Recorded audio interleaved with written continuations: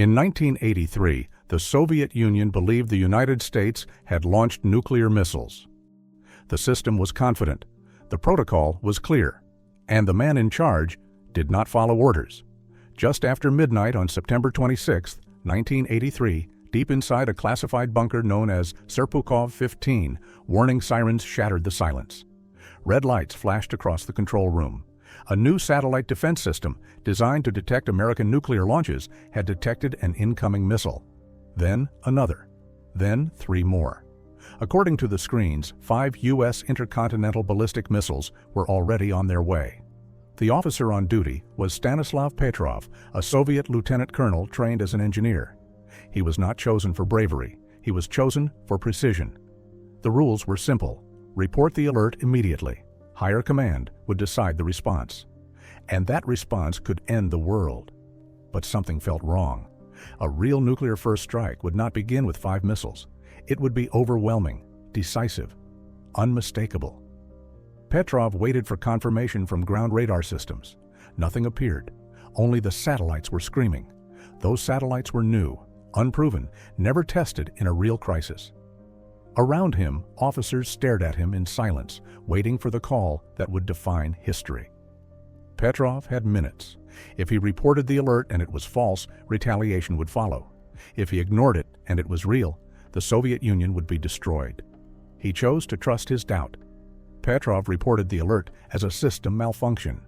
Minutes passed. No explosions, no incoming missiles, no end of the world. Later investigations suggested the satellites had misread sunlight, reflecting off high-altitude clouds as missile launches. A simple physical illusion. Petrov received no medals, no public recognition. Instead, he was questioned, criticized, and quietly sidelined. The system was not supposed to be wrong, so officially, it never was. Historians still debate what really happened that night. Did one man save the world, or did humanity survive by accident? Because the most unsettling truth is this: the fate of civilization may have rested not on technology, but on a single human decision to hesitate. Story 2. The Day America Almost Nuked Itself. In 1961, the United States almost detonated a nuclear bomb on its own soil, not in war, not by enemy action, but by accident. And for years, the public was never told how close it came. On the night of January 24, 1961, a U.S. Air Force B-52 Stratofortress was flying over Goldsboro, North Carolina. On board, 2 Mark 39 thermonuclear bombs. Each one was hundreds of times more powerful than the bomb dropped on Hiroshima. The mission was routine. The Cold War was at its peak, and airborne nuclear patrols were constant. Bombers stayed in the air so retaliation would always be possible. Then something failed. A fuel leak developed in the wing. The aircraft began to lose control. At around 9,000 feet, the B-52 broke apart. As the plane disintegrated, both nuclear bombs detached. What happened next was not supposed to be possible. One of the bombs began to go through its arming sequence. Parachute deployed, power systems activated, trigger mechanisms engaged. Step by step, the weapon behaved as if it were being dropped on purpose. Later investigations would reveal a chilling detail.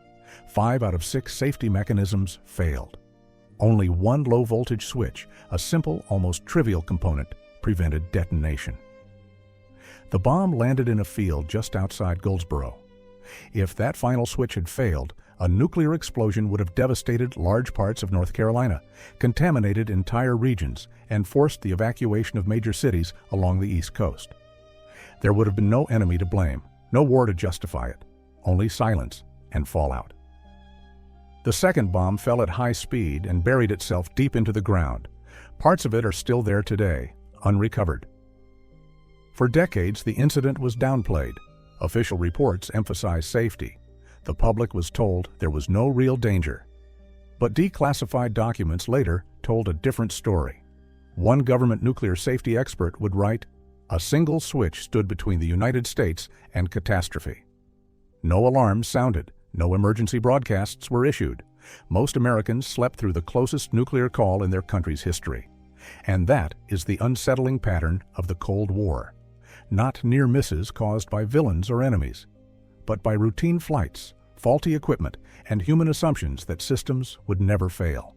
History didn't change that night, not because it couldn't have, but because, once again, it barely didn't. Subscribe for more true stories history never explains.